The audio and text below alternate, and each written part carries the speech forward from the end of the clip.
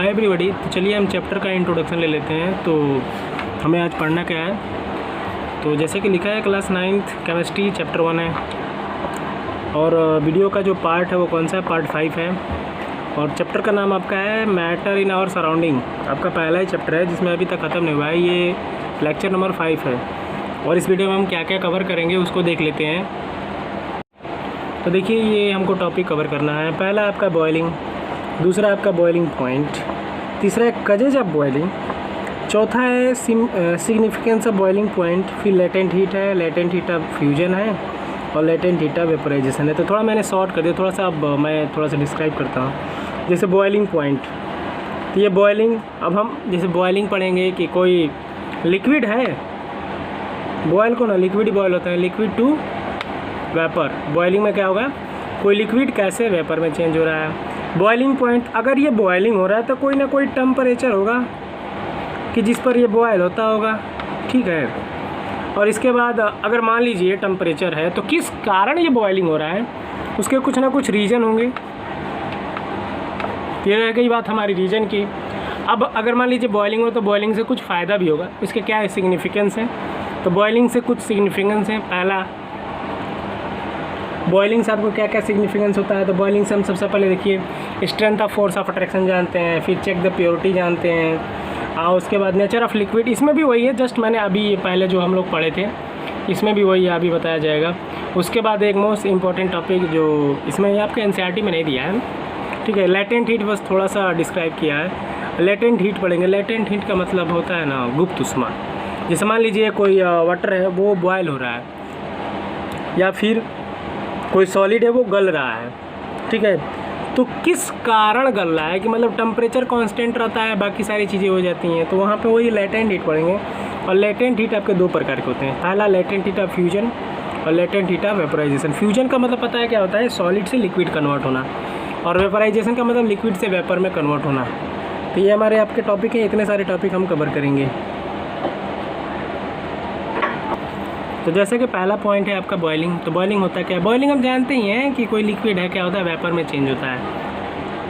तो लिखा है the change of liquid state into vapour. सीधा सा मतलब है कोई लिक्विड है वेपर में चेंज हो गया, तो मतलब किसी लिक्विड का वेपर में चेंज होना बॉयलिंग कहलाता है। या फिर गैसियस स्टेट, वेपर को बोलिए या फिर गैसियस स्टेट बोलिए। The change of liquid state into vapour या gaseous state is known as the boiling. Rapidly on heating at a fix temperature is called boiling.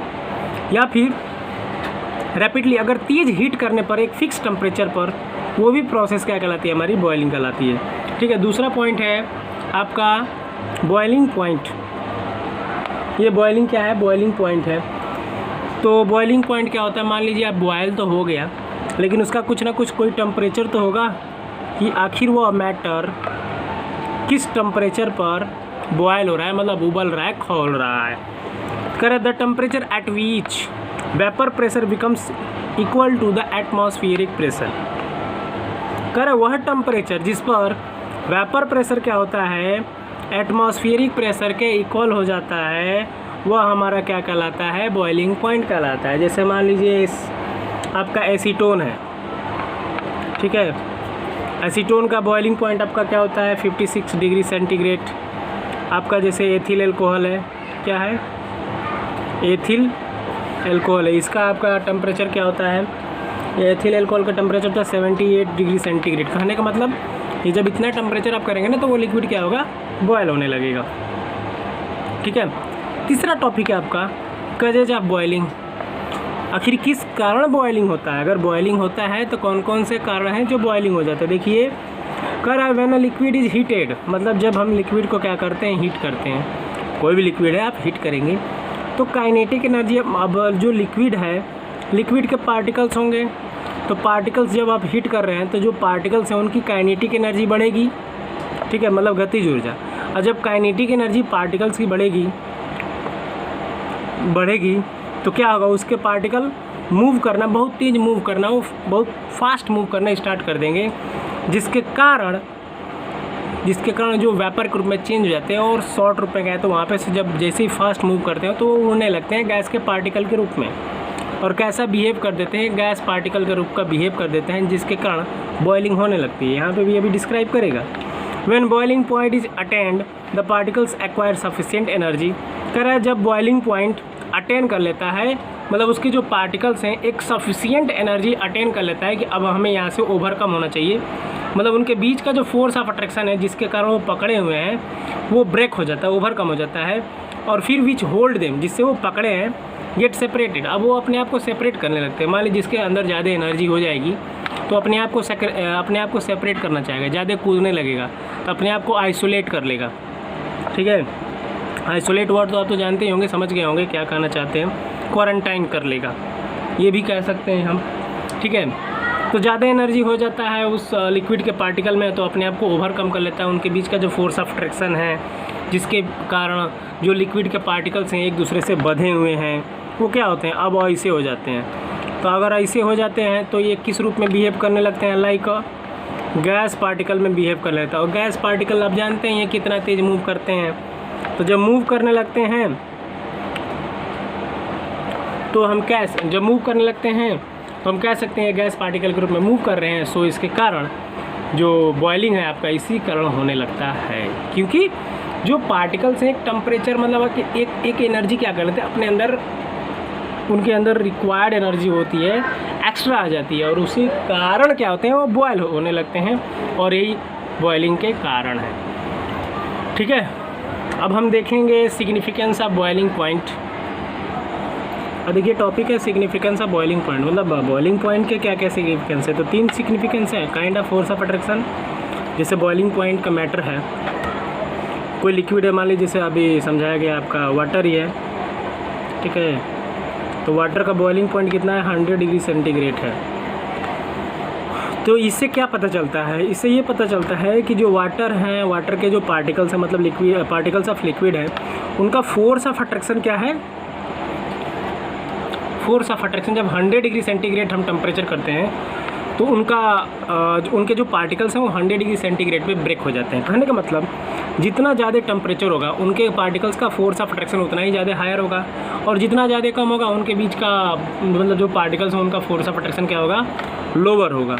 ठीक है, जैसे मान लीजिए वाटर है और आपका अगर स्पिरिट ले लें हम, जिसका स्पिरिट का आपका कितना होता है, जो स्पिरिट है स्पिरिट का आपका होता है मिनिमम 95 सॉरी, ये स्पिरिट आपका मिनिमम 80 डिग्री सेंटीग्रेड से कम ही होता है। ठीक है, जो स्पिरिट आपका सिंपल हो जो अल्कोहल होता है उसी को बोलते हैं 78 डिग्री सेंटीग्रेड, कितना 78। तो अगर मान लीजिए 78 डिग्री सेंटीग्रेड इसका है, 100 डिग्री सेंटीग्रेड इसका है, तो किसका फोर्स ऑफ अट्रैक्शन ज़्यादा होगा, ऑफिशियली इसका ज़्यादा होगा, क्योंकि इनका बॉइलिंग पॉइंट क्या 100 है और इसका 78 है, तो इसका वीक होगा। अब बात करते हैं चेक द प्योरिटी। प्योरिटी कैसे चेक करते हैं, ठीक है, प्योरिटी चेक करने के लिए क्या मतलब है, जैसे मान लीजिए कोई भी लिक्विड है, ठीक है, तो हर लिक्विड का टेम्परेचर क्या होता है, कांस्टेंट होता है। क्या होता है, कांस्टेंट होता है। तो मान लीजिए अब एक फिक्स मान लीजिए कोई मैटर है और उसका टेम्परेचर आपका कांस्टेंट है, तो एक फिक्स टेम्परेचर पर क्या होगा, वो बॉयल होना स्टार्ट होगा। अब जब बॉयल होना स्टार्ट होगा तो हम समझ जाएंगे कि हाँ ये जो लिक्विड है ये प्योर है। ठीक है, तो इससे क्या पता चलता है, जो लिक्विड है, लिक्विड की प्योरिटी को हम आसानी से क्या कर सकते हैं, पता कर सकते हैं। इसके बाद nature of liquid. Nature of liquid से क्या मतलब है, नेचर ऑफ लिक्विड से ये मतलब है कि जो बॉइलिंग पॉइंट है वाटर का, ये यहाँ पे यही एग्जांपल हम लेकर समझ सकते हैं। ये वाटर है और ये क्या है, स्पिरिट है आपका, क्या है, स्पिरिट है। इसका 100 डिग्री सेंटीग्रेड है और इसका 78 डिग्री सेंटीग्रेड है।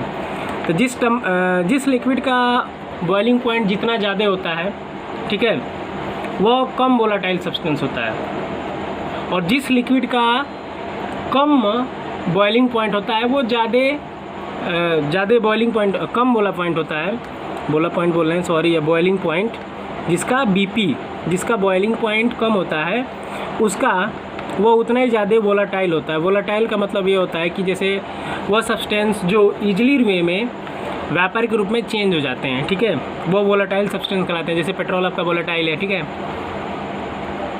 वाटर भी आपका वोलेटाइल है। तो एक टेम्परेचर आता होगा जिस पर वो गैस के फॉर्म में बन जाते हैं। वोलेटाइल का मतलब यही होता है। तो बॉइलिंग पॉइंट से नेचर ऑफ लिक्विड का पता चला। जैसे मान लीजिए वाटर है 100 डिग्री सेंटीग्रेड पे करते हैं, तो जब 100 टेम्परेचर होगा तब ना जाके ये वोलेटाइल होगा, मतलब वेपर में चेंज होगा। लेकिन उससे पहले अगर देखें, इन दोनों में तुलना करें, इसका टेम्परेचर 78 है, तो 78 पे जाते ही ये वोलेटाइल हो जाएगा, मतलब पूरी तरह से ख़त्म हो जाएगा, उड़ जाएगा। और ये जब 100 होगा तब ना जाके होगा। तो कह सकते हैं इन दोनों में कौन ज़्यादा वोलेटाइल है, तो स्पिरिट वोलेटाइल है, क्योंकि इसका टेम्परेचर कम है, ये कम ही टेम्परेचर पे वोलेटाइल हो जाएगा। सो कह सकते हैं मोर वोलेटाइल सब्सटेंस क्या होंगे, स्पिरिट होंगे। ठीक है, मतलब कह सकते हैं हम कि the lower the boiling point is more will be volatile. जिसका बॉइलिंग पॉइंट क्या होगा, लोअर होगा, वो लोअर बॉइलिंग पॉइंट, जिसका बॉइलिंग पॉइंट लोअर होगा वो उतना ही ज़्यादा वोलाटाइल होगा, मतलब मोर वोलाटाइल होगा। क्या होगा, मोर वोलाटाइल होगा। ठीक है, तो ये आपको चीज़ें समझ में आ गई, सिग्निफिकेंस ऑफ बॉइलिंग पॉइंट के, पहला, दूसरा, तीसरा, आपके 3 है। ठीक है, इसके बाद हम देखते हैं, अब जैसे यहाँ पे कुछ सब्सटेंस हैं जिनका बॉइलिंग पॉइंट दिया है एक एक करके, तो एक एक करके देख लेते हैं कौन कौन से लिक्विड है, इंपॉर्टेंट लिक्विड जिसके बॉइलिंग पॉइंट भी हैं। तो आपका एसीटोन है, एसीटोन का बॉइलिंग पॉइंट 56 है। एथिल अल्कोहल स्पिरिट 78 है। बेंजीन आपका क्या होता है, ये आपका बेंजीन, ये हमारा क्या है, बेंजीन है। तो इसका आपका 80 डिग्री सेंटीग्रेड है। पेट्रोल आपका 95 है। वाटर आपका 100 है। एथेनोइक एसिड आपका 118 डिग्री सेंटीग्रेड है। मरकरी आपका 357 डिग्री सेंटीग्रेड है। इतना टेम्परेचर है दिया, मतलब ये जो सब्सटेंस है इतने टेम्परेचर पर बॉयल होने लगते हैं, ये इनका टेम्परेचर है। अब हम बात करेंगे लेटेंट हीट, ये सबसे इम्पोर्टेंट टॉपिक है। ठीक है, लेटेंट हीट के बारे में बात करेंगे। तो लेटेंट हीट के, अब देखिए जैसे लेटेंट हीट की बात करते हैं, तो लेटेंट हीट का मतलब होता है गुप्त ऊष्मा। ठीक है, ये आपके जब आप इंटर में जाएंगे तो थर्मोडायनेमिक्स एक चैप्टर मिलेगा, आपको पढ़ना पड़ेगा, तो उसमें ये इसके बारे में पूरा डिटेल रूप में डिस्क्राइब किया जाएगा। लेकिन हम यहाँ पे शॉर्ट रूप में देख लेते हैं लेटेंट हीट क्या होता है। जैसे कि वर्ड से लिखा है आपका लेटेंट हीट। लेटेंट हीट का मतलब होता है गुप्त ऊष्मा। कहने का मतलब क्या है, जैसे वाई टेम्परेचर रिमेंस कांस्टेंट, मतलब टेम्परेचर क्यों कांस्टेंट होता है जब मेल्टिंग पॉइंट होता है या फिर बॉइलिंग पॉइंट होता है। तो जो हीट होता है वो आखिर जाता क्या है, टेम्परेचर आपका वही का वही रहता है, 0 डिग्री सेंटीग्रेड, 100 डिग्री सेंटीग्रेड। अगर मेल्टिंग पॉइंट बात करें तो 0 डिग्री सेंटीग्रेड, अगर बॉइलिंग पॉइंट बात करें तो 100 डिग्री सेंटीग्रेड, और अगर मेल्टिंग पॉइंट बात करें तो आपका 0 डिग्री सेंटीग्रेड। तो आखिर ये कांस्टेंट क्यों रहता है, जो हीट होता है आखिर वो जाता कहाँ है। तो जो हीट जाता है सिंपल रूप में देखें तो वही आपका लेटेंट हीट कहलाता है। आपका जो लेटेंट हीट आपके 2 प्रकार के होते हैं, लेटेंट हीट ऑफ फ्यूजन और latent heat of vaporisation. Fusion का मतलब सॉलिड से लिक्विड बनना, और ये वेपोराइजेशन में लिक्विड से गैस के फॉर्म में बनना। तो आखिर लिक्विड से कोई किसी जैसे लिक्विड से गैस कैसे बनता है, और ये सॉलिड से लिक्विड कैसे बनते हैं, आखिर टेम्परेचर कांस्टेंट का कांस्टेंट ही रहता है, आखिर क्या रीज़न है। तो देखिए चलिए डिस्कस करते हैं। The amount of heat required to change 1 kg of water into another state without changing its temperature is called latent heat. Heat ऊष्मा की वह मात्रा जो क्या करती है 1 kg मैटर को दूसरे मैटर में बिना टेम्परेचर बदले क्या करती है, चेंज कर देती है, वो वही हमारा क्या कहलाता है, लेटेंट हीट कहलाता है। जैसे मान लीजिए आप क्या करते हैं, वाटर ले लेते हैं। ठीक है, आप वाटर को क्या करते हैं, बॉयल करते हैं। जब वाटर को आप बॉयल करते हैं, जो वाटर को आप बॉयल करते हैं 100 डिग्री सेंटीग्रेड पे, तो होता क्या है, आखिर ये बॉयल क्यों हो जाता है, और टेम्परेचर वही कांस्टेंट का कांस्टेंट ही रहता है। देखिए क्या होता है, तो लेटेंट हीट के बारे में देख रहे थे। तो जैसे मान लीजिए वाटर है, जब इसको हम बॉयल करते हैं या फिर 0 डिग्री सेंटीग्रेड पे आपका मेल्ट करते हैं, तो होता क्या है, जब हम बॉयल करते हैं तो जब ये अपना टेम्परेचर पर आता है, ठीक है, तो टेम्परेचर आपका वहीं का वहीं रह जाता है। ठीक है, लेकिन लिक्विड में कन्वर्ट होने के लिए जो हीट है वो क्या करता है, वाटर के बीच में जो पार्टिकल्स हैं, फोर्स ऑफ अट्रैक्शन है इनका, फोर्स ऑफ अट्रैक्शन वो क्या करता है, ब्रेक कर देता है। ठीक है, और उसे हीट के रूप में एब्जॉर्ब कर लेता है और उसके पार्टिकल्स को क्या करता है, ब्रेक कर देता है। मीन्स हम कह सकते हैं कि टेम्परेचर कांस्टेंट हो जाता है, और जो वाटर के जो पार्टिकल्स उनको ब्रेक करने के लिए हीट क्या करने लगता है, रिक्वायर करने लगता है, मतलब सप्लाई करने लगता है। तो यही हमारी क्या कहलाती है, लेटेंट हीट कहलाती है। कि कि टेम्परेचर क्या होता है वहीं का वहीं रह जाता है, और सॉलिड से लिक्विड आपका हो जाता है, फिर लिक्विड से आपका सॉलिड में आपके हो जाते हैं, या फिर लिक्विड से गैस में चेंज हो जाते हैं। यही अब ये दो प्रकार के होते हैं, लेटेंट हीट ऑफ फ्यूजन और लेटेंट हीट ऑफ वेपोराइजेशन। तो लेटेंट हीट ऑफ फ्यूजन क्या होता है? लेटेंट हीट ऑफ फ्यूजन मतलब ये होता है कोई सॉलिड है, ठीक है, सॉलिड टू लिक्विड, कोई सॉलिड से क्या हो रहा है, लिक्विड में कन्वर्ट हो रहा है। तो इसका कहने का मतलब क्या है, जैसे मान लीजिए आप एक इसको हम ऐसे एग्जांपल के द्वारा समझते हैं। एक आइस क्यूब है, ठीक है, एक आइस क्यूब है और एक तरफ वाटर है, दोनों को ठंडा किया गया 0 डिग्री सेंटीग्रेड पे। इसका भी टेम्परेचर 0 डिग्री सेंटीग्रेड है और इसका भी टेम्परेचर आपका 0 डिग्री सेंटीग्रेड है। लेकिन इसमें से ज़्यादा कूल कौन होगा? आप वाटर ज़्यादा कूल होगा कि आइस क्यूब ज़्यादा कूल होगा? इसको आप दोनों हाथों पे ले लीजिए, एक तरफ आइस क्यूब ले लीजिए और एक तरफ आप वाटर ले लीजिए। क्या कर लीजिए, एक तरफ वाटर लीजिए। दोनों में से ज़्यादा कूल कौन होगा? तो जो आइस क्यूब होगा अब वो ज़्यादा कूलर होगा, किसकी अपेक्षा? वाटर पार्टिकल की अपेक्षा। क्यों? क्योंकि जो आपका आइस क्यूब है वो ज़्यादा हीट क्या किया है, लिया है, किसकी अपेक्षा? एज कम्पेयर टू वाटर, ठीक है, टेम्परेचर वहीं का वही रह रहा है। जो आपका आइस क्यूब है उसने ज़्यादा क्या कर लिया है, हीट एब्जॉर्ब किया है, ठीक है, एज कम्पेयर टू वाटर। क्योंकि जो आपका ये एक्स्ट्रा एनर्जी एब्जॉर्ब किया है यही आइस को क्या करता है, मेल्ट करता है, ठीक है, और मेल्ट करके वो लिक्विड में चेंज हो जाता है, और यही हमारा क्या कहलाता है, लेटेंट हीट ऑफ फ्यूजन कहलाता है। मतलब आप समझ गए होंगे, ठीक है। क्योंकि आइस क्यूब है तो सॉलिड बनने में ज़्यादा हीट एब्जॉर्ब किया है, और वही ज़्यादा हीट जब एब्जॉर्ब किया है तो जैसे ही आप हाथ पे जाता है तो अपने आप को गलाने के लिए एक्स्ट्रा मात्रा में, ज़्यादा मात्रा में हीट एब्जॉर्ब करने लगता है। जब ज़्यादा मात्रा में हीट एब्जॉर्ब करने लगता है तो क्या होता है, मेल्ट होने लगता है बहुत तेज़, ठीक है, और ज़्यादा हमको क्या होता है, कूलिंग सेंसेशन फील होता है, और वही जो एक्स्ट्रा हीट एब्जॉर्ब कर रहा है वही हमारा क्या कहलाता है, लेटेंट हीट ऑफ फ्यूजन कहलाता है, ठीक है। अब ये चीज़ें आपको क्लियर हो गई हैं। दूसरा हमारा है, तो ये तो मैंने टॉपिक आपको दे दिया, यहाँ से डिस्क्राइब किया गया है अच्छे से। The amount of heat in joules required to change 1 kg of solid कर रहा है हीट का ऊष्मा की वह मात्रा जूल्स में, चूँकि ये एनर्जी है, एनर्जी का मात्रा का आपका एसआई यूनिट क्या होता है, जूल होता है। कितना चाहिए, रिक्वायर करता है to change the 1 kg of solid, कह रहा है 1 kg सॉलिड को लिक्विड फॉर्म में चेंज करने के लिए एटमॉस्फेरिक प्रेशर पर बिना उसके टेम्परेचर में चेंजिंग किए, ठीक है। तो वही हमारी क्या कहलाती है, मेल्टिंग पॉइंट या फिर लेटेंट हीट ऑफ फ्यूजन आपका कहलाता है। अब इसके लिए आइस क्यूब, ठीक है, ये भी 0 डिग्री सेंटीग्रेड, और आपका वाटर ये भी आपका 0 डिग्री सेंटीग्रेड, ठीक है। अब हम क्या देखेंगे, तो लेटेंट हीट ऑफ फ्यूजन में एक चीज़ बताना भूल गया। जैसे मान लीजिए आपका आइस क्यूब है, ठीक है, और यहाँ पे आपका क्या है, 1 kg ऑफ वाटर है, जिसका टेम्परेचर, इसका भी 0 डिग्री सेंटीग्रेड है और इसका भी टेम्परेचर 0 डिग्री सेंटीग्रेड है।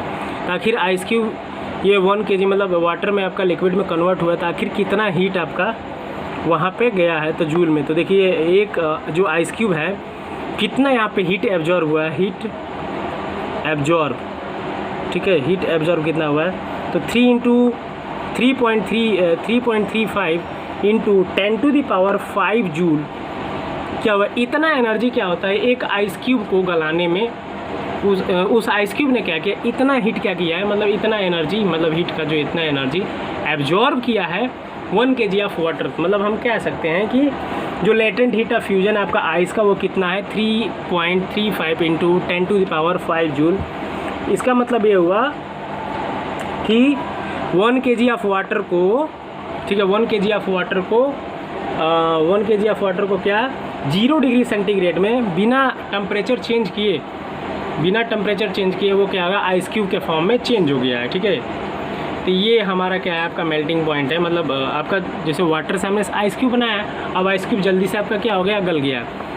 तो आइस क्यूब हम लिए थे आपका क्या समझने के लिए, कौन ज़्यादा कूलिंग सेंसेशन है। देखिए आइस क्यूब आपका ज़्यादा कूलिंग सेंसेशन ले रहा है क्योंकि इतना हीट क्या कर रहा है, एब्जॉर्ब कर रहा है, जिसके कारण ये कूलिंग सेंसेशन ज़्यादा हो रहा है। अब हम जो दूसरा आपका टॉपिक था लेटेंट हीट ऑफ वेपराइजेशन वो देखेंगे। तो लेटेंट हीट ऑफ वेपराइजेशन बात कर रहे हैं, तो लेटेंट हीट ऑफ वेपराइजेशन सीधा हम समझ लेते हैं। पहले इसका डेफिनेशन देख लीजिए, करे the amount of heat required to convert 1 kg of liquid into gaseous state at atmospheric pressure without its temperature, that is at its boiling point is called the latent heat of vaporisation. पर ऊष्मा की वह मात्रा जो temperature को बिना change किए liquid से क्या करता है, गैस के स्टेट में चेंज कर देता है। 1 kg लिक्विड को चेंज कर देता है गैसेस स्टेट में बिना टेम्परेचर में कोई चेंजिंग किए, तो वो हमारा क्या कहलाता है, लेटेंट हीट ऑफ वेपोराइजेशन कहलाता है। जैसे इसको कैसे समझे, तो मान लीजिए आप स्टीम ले लीजिए, ठीक है, इसका भी टेम्परेचर 100 डिग्री सेंटीग्रेड, और ये आपका बॉइलिंग वाटर है। क्या है, बॉइलिंग वाटर। तो जो स्टीम होता है वो बॉइलिंग वाटर का टेम्परेचर आपका 100 डिग्री सेंटीग्रेड होता है, लेकिन जो स्टीम है उसका टेम्परेचर क्या होता है, इससे ज़्यादा होता है। तो आखिर इससे ज़्यादा क्यों, क्योंकि जो स्टीम है उसने एक्स्ट्रा हीट क्या किया है, एब्जॉर्ब किया। तो वही एक्स्ट्रा हीट जिसने स्टीम ने एब्जॉर्ब किया है, यही हमारा क्या कहलाता है, लेटेंट हीट कहलाता है, लेटेंट हीट ऑफ वेपोराइजेशन कहलाता है, जिसकी वजह से वो वेपर में आसानी से चेंज हो जाता है। चेंज क्यों हो जाता है, क्योंकि जो पार्टिकल्स हैं, अब यहाँ पे बॉइलिंग वाटर क्या है, मतलब जो बॉइल्ड वाटर उसका टेम्परेचर 100 है।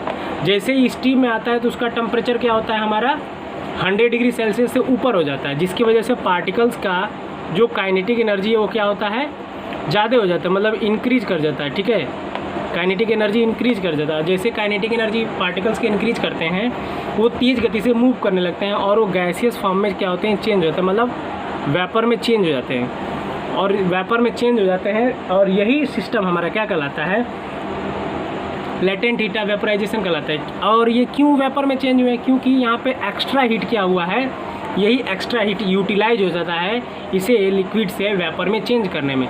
तो हमारा यही क्या कहलाता है, लेटेंट हीट ऑफ वेपोराइजेशन कहलाता है। ठीक है, अब हम देखते हैं कि आखिर कितना लगता है 1 kg ऑफ वाटर, मतलब जो 100 डिग्री सेंटीग्रेड है उसे स्टीम बनने में। तो यहाँ पे 1 kg ऑफ वाटर ले लीजिए, 1 kg ऑफ वाटर, ठीक है, और ये कन्वर्ट होता है 1 kg ऑफ स्टीम। आखिर कितना हीट क्या किया, एब्जॉर्ब होता है। तो यहाँ पे हीट एब्जॉर्ब आपका होता है, हीट एब्जॉर्ब आपका कितना 22.6 इंटू 10⁵ जूल। यही हमारा क्या कहलाता है, लेटेंट हीट ऑफ वेपोराइजेशन। ठीक है, यही क्या कहलाता है, हमारा लेटेंट हीट ऑफ वेपोराइजेशन। मतलब 1 kg वाटर है, उसे 1 kg ऑफ स्टीम बदलने में कितना जो एक्स्ट्रा एनर्जी कन्वर्ट हुआ, वो मतलब एक्स्ट्रा एनर्जी एब्जॉर्ब हुआ, वो हमारा 22.6 इंटू 10⁵ जूल हमारा लगा है। ठीक है, तो ये हमने आपका बॉइलिंग पॉइंट से रिलेटेड जो भी टर्म थे, और लेटेंट हीट ऑफ वेपोराइजेशन और लेटेंट हीट उसके बारे में हमने बताया। ठीक है, अब मिलते हैं हम नेक्स्ट वीडियो में, तब तक के लिए पढ़ते रहिए।